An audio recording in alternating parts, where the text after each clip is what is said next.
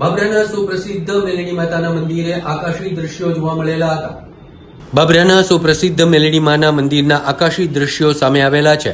મેલડી માતાજીના મંદિરના ઉપાસક રાજુ જેઠવાએ શિખર પર ધજા ચડાવેલી હતી।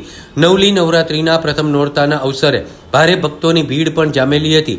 મોટી સંખ્યામાં બાબરા ગામમાંથી અનેક લોકો ઉમટી પડેલા હતા તો પગપાળા ભક્તજનો અહીંથી પસાર થાય છે। મેલડી માતાના મંદિરે વર્ષોથી નવરાત્રીનું આયોજન કરવામાં આવે છે અને 9 દિવસ દરમિયાન 2500 જેટલી દીકરીઓ રાસ ગરબા રમે છે।